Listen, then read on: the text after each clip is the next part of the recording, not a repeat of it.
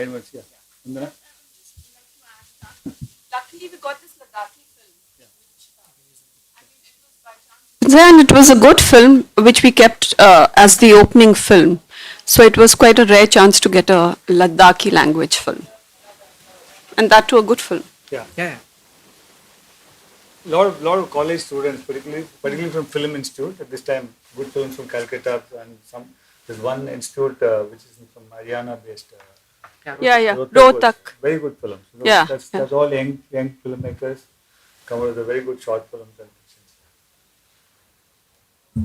Nanapati, I would like to ask one brief question, like how these the various structures, with respect to financial, to infrastructure support, even to mentoring, are you realizing that these attempts are resulting in this kind of performances in festivals, including IFFI? That's one thing which really, it is only platform. These people, all these filmmakers, young filmmakers and newcomers can showcase their work. But what is lacking in our country is a platform. I mean, they're all very good films, but unfortunately in our country there's no platform to showcase. I mean, mostly these films are, I mean, they can put it on YouTube because of free, because that's the only platform available. That's one thing is definitely lagging. Anything else, Vandana, I want to add? I completely agree, and I think we all agree that platforms are missing. Also, we find that there's very little focus given to non-feature films. The feature films is something that obviously gets most of the attention. But remember that even when a young filmmaker wants to make a feature film, he's often asked, even by a producer from outside, to say, first make a short film. So it's very important to give more focus on short films. Short films are also easier to watch because they're less time consuming. And I think that, all of you can help in doing that. And we're putting more focus on feature, building clubs around it, talking more about it, talking more about the films that are here in IFFI, for instance. We've selected a wide variety, as Mala said, from many, many different languages. We've kept that diversity in mind also. And there are some very, very lovely films, that we would like to watch again, in fact. Yeah. Over the years, what we have felt is that the non-feature films, non-fiction films also, need not only the appreciation from the audience, but they also need the support from the press. Because we have seen that there are a lot of reviews and everything about the feature films, but press people generally ignore the non-fiction films. Even in the winner list in national award category, I mean, we also got a lot of awards in non-fiction. Mainly we see only that feature films are published. Hardly you can see that non-fiction people, so documentary people winners list. That's one thing, because that's a small encouragement these people they get. It's good, but it's not there. That's one thing. Again, in terms of mentoring thing, I mean, obviously a lot of good content because of this easy availability of cameras. Nowadays you can make films with any cameras. Because that's one thing. What's happening is there's lack of storytelling. A lot of technical stuff which is missing, because they are not technicians. Everyone wants to tell a story, but what is lacking is they're not in terms of storytelling aspect. If you see, still that graft is not there in this non-fiction section, which is very important. Yeah, please. And also, I think to add to your point, and I think this is how we all probably feel, is that because it's become ubiquitous for you to take photographs you can do it anywhere, or videos on your phone. Everybody perforce has become a filmmaker. But there is a grammar to film. It is like every other language. And I remember, for instance, when I was making short films, before I went to film school, my mentor, who was a documentary filmmaker, told me, he said, you must go to film school. Even though you're good, you must go. I said, why would I do that? He said, because you will never know what you don't know. So that's what happens with a lot of people who take a camera, shoot a film, and think that they've done a very good job, because they really don't know that there's a grammar to filmmaking, there's a grammar to editing, there's rhythm, there's space, where do you cut, why do you cut, how do you cut. I mean, there is a whole grammar to storytelling. And that is something I think that we grappled with a lot when we were watching these films, because some of them had great content, but the craft was missing. And one last point is that it takes the same amount of effort to make a good film or a bad film. You still have to pull out a camera, you still have to write a script, you still have to round up the resources, you still have to shoot, you still have to feed the crew or whatever it is. The main difference comes when you've put in enough thought in the script and you have a sense of aesthetic and you have a good team together and you know that that technical team matters. So that's something I think we all want to emphasize on. And to add to this, I would like to say there's this example of Rohtak Film School. In 2005, when I was in the jury, I saw very bad films from Haryana. Yeah, now Terrible films. I think there was just one film and it was very, very bad. We couldn't watch it. And now Rohtak, now from Haryana, we get very good films because of the same thing. I'm just adding to their, which is mentoring the youngsters and good films. because of there is a craft they start, Yes. they learned it, and really the films are very good, and which is very important because some films are very long, 2 hours film, 2.5. And they're just randomly going and filming and coming back and putting together, and they think they're made a film. But at the end of the day, the language which is missing, the film language, which is majorly missing. But end of the day, when we finish watching the film, we always say it's very good content, fantastic, come from a remote place, but the craft is missing. Because of that, they lost a lot of chances. Yeah, the emphasis is on the importance of mentoring and how it is reflecting in the quality of films, whether it is feature or not feature. It's open for questions. Yeah.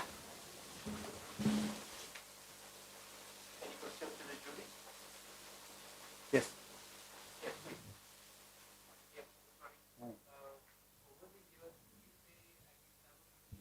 Been on the jury in the past as well. Over the years, would you say that things are moving in the right direction in the non-feature category? Yes, you can say a lot of good entries, a lot of new content, a lot of, particularly in Northeast, this time, a lot of films from Northeast, which we never expected, remote place, Northeast, and a lot of, what do you call, urban filmmakers also going to, Ladakh. I mean, the person who shot the opening film is from Bombay, I think. He's gone all the way to Ladakh and made. So content-wise also people are traveling and getting, and the number of entries are also increasing. Maybe because of this easy availability of cameras and stuff, but yes, there is. But what we need is, end of the day, where do they showcase it? Because that's going to discourage them. Because you can't put everything into YouTube and keep, they themselves. That's majorly, we need people. All these filmmakers need the platform. Way back, filmmaking was very difficult.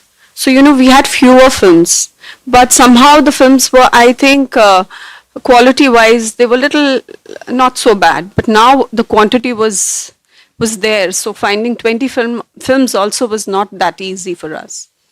I think there's more confidence now because people have the means to shoot a film easily, but the craft I think needs to be emphasized. Even OTT, they are not even encouraging documentaries for kind of information. They say that they are commissioning, they are buying it. No, hardly any documentaries. And those documentaries which is also there may be some celebrities attached in the documentary. That's the only thing they are buying it. Maybe again, they want to add that color into that. And even award-winning film documentaries. For example, last 2-3 years, if you see a lot of our documentaries also nominated in Oscar and Cannes, I have no idea, where to watch it. Even though you got an awards, apart from Elephant Whisperer, because which has been commissioned by Netflix, their own project, they just, has to be put in their list. Otherwise, you see a lot of 2-3 documentaries got nomination level, they managed to get to that level. So there is, I don't think you can watch it anywhere.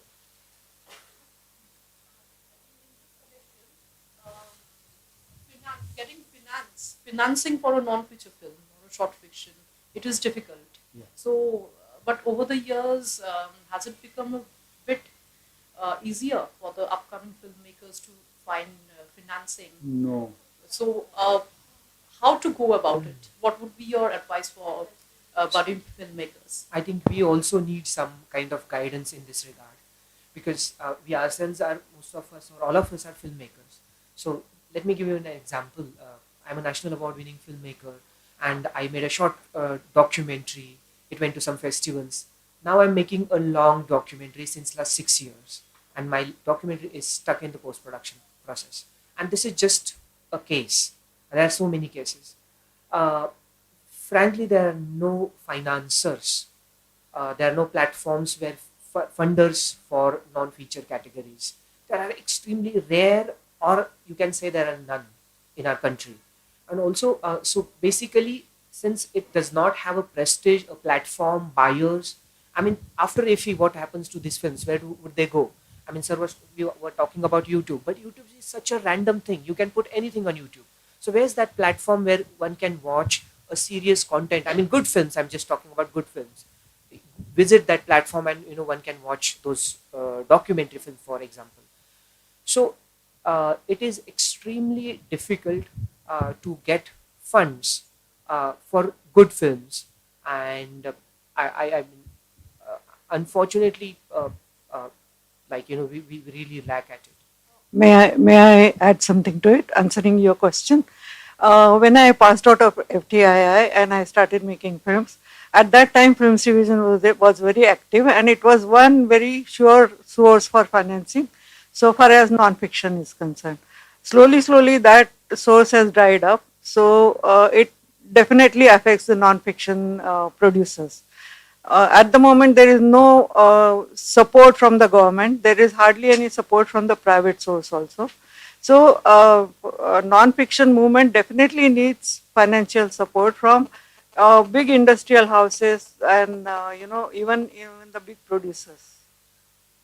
I think there is crowdfunding, which is one alternative, but I think when there is too much freedom, there is no focus. So what we are all trying to emphasize is that while YouTube is a platform, how do you create focus on a particular body of good work so that if people are directed to go there or can at least have heard about it? And again, I'm in the wildlife space. I produced 6 films, all are self-funded, not commissioned by anyone. All are self-funded, broadcast worldwide for National Geographic, Discovery, BBC. Because there's no one in our country to promote wildlife films. Even though we all wanted to create awareness, there's no fund. And even the corporate social responsibility also, I don't think they can spend money on filmmaking. I mean, yeah, because in CSR fund is not for filmmaking. Whenever you approach them, no. Maybe some research they can provide, but that's one thing.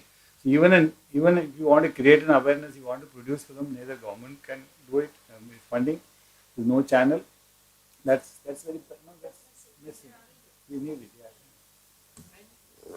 I mean, what we need to understand as film fraternity, community, audiences, whatever, society, is non-fiction, non-feature films support, the mainstream cinema also, always.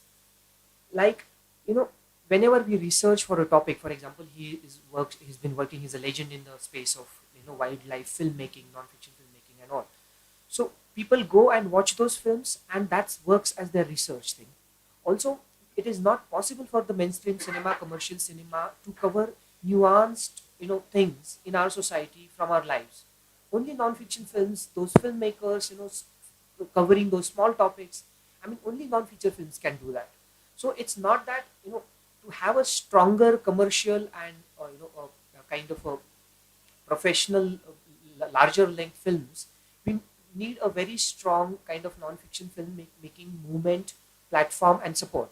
I mean, without them, we cannot, I mean, as Vandanaji was saying it like, most of us, I mean, who are like feature filmmakers, they have made short films initially.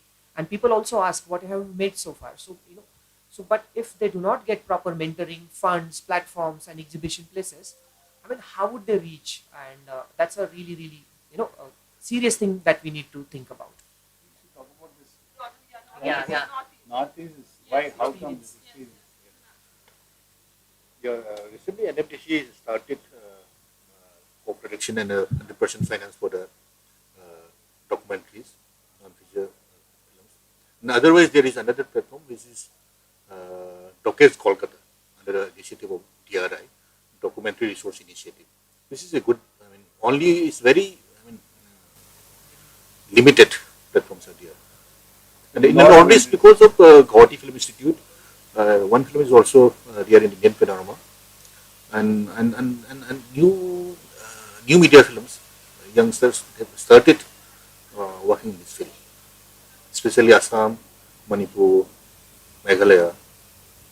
Very limited. With very limited resources. Thank you.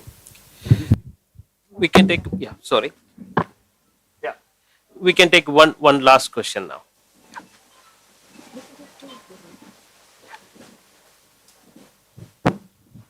Sorry, Mahesh here. Uh, this problem with financing remains. It's there since the beginning of documentary making. I guess it has never been profitable. Is it now time to think a different business model for that? Should we be looking beyond crowdfunding or the own resources of the documentary maker? And should we seriously due diligence or the veteran documentary maker should you be looking at different business model altogether?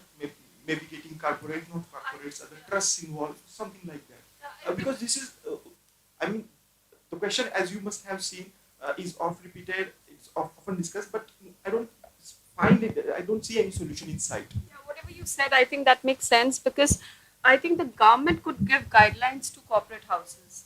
So, the corporate house can keep a separate fund for these documentaries because we have to, the press also has to take this as a, I mean, it's a good social cause. If we are making good films, it helps the society. We need to, I mean, it could be done that ways, the government could initiate such. CSR fund should. Yeah, the government should give guidelines to the. CSR fund. Which means, I mean, it's not about filmmaking. CSR fund, there is a difficulty. CSR fund is given to trust, not any individual person. Okay, number one. Number two, the trust has to give the account that whatever the money is spent for that particular project. So getting CSR fund for the private producer is very difficult. But sometimes some big business house, they would like to do some good kind of a awareness in the market, in the society, in the country, in different subjects, like a water harvesting, like a environment. These kind of films, yes, they do provide the fund. If you got a good contact, and if you meet them personally, convince your project and how best you are going to give the final product, then the CSR fund you can get. I got a very different experience in my life. I'm a regular lithographer filmmaker. My flagship is Dastan-e-Rafi on Muhammad Rafi. It was lithography of Muhammad Rafi right from his birth to the death, and we have covered the entire his career, how he has come out from small place, from some village, and he become a superstar as a singer. Please believe me, I spent and I invested the money, then started pitching the project. And my film was released on G Classic. It is there on all DTH platforms. It is there on all the Geo, G5 and the Semaru. As far as, yes, I would like to tell you one thing about the YouTube. People are dreaming that you can make money from YouTube. You cannot make. My total viewership on the YouTube is more than 15 lakh, 17 lakh लोगों ने देखा होगा. And my income of that 17 lakh is only 1 lakh. To reach to that much kind of a audience and people watched your film. So I feel that it's a struggle. It's a struggle for the maker. And here all are people, there's a panel. Yeah, in short, all the award-winning documentaries, I mean, whatever the document for the last 2 years, is mostly funded by foreign agencies. Not even one single commission project has been got any award, not even nominated. Name it, most of it. I think also as a short, hopefully short answer to a very important question, we have to celebrate documentary. For us in India, documentary, when I was little, documentary used to come before the feature film, and I didn't want to watch documentary. So, it's stuck in our minds somewhere. Even though FD has produced some beautiful, gorgeous documentary, I've seen them, you can't tear yourself away from it. We have to celebrate it. We have to understand that documentary is actually also like a book in film. It's giving you information, it's showing you different aspects of something, it's well researched. I mean, that's what documentary is capable of. So, and it can start with you guys. There are many things to change, but it can start with you guys. And most of the short film in this entry, in this Indian panorama, we can see mostly people who don't want to do a longer feature film. So they invested their own money, they made a small short film to pitch, to get the feature film. So nothing to do with documentaries. No, if you see lot of small short films, you can see it's a pitch for the feature film. So that's one thing. That's why the number of entries also increased, because most of the people wants to get into feature film, they make a small short film. The short film became a passion to get into the features. No?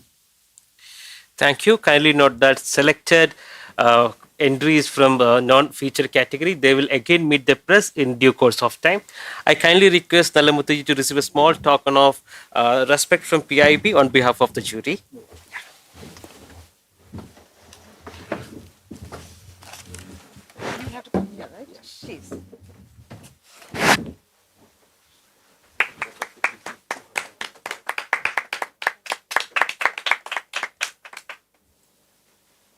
Thank you so much.